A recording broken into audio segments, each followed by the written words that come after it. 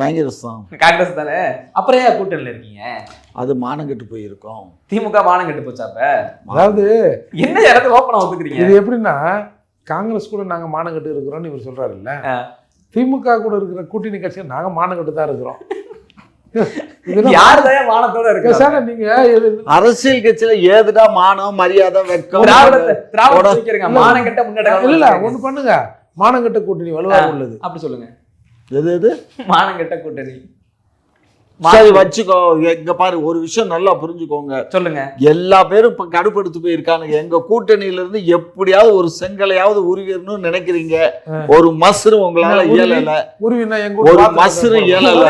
அதுக்கு எங்களை எந்தெந்த வழியில எங்களை தவறுன்னு சித்தரிக்க முயற்சிக்கிறீங்க.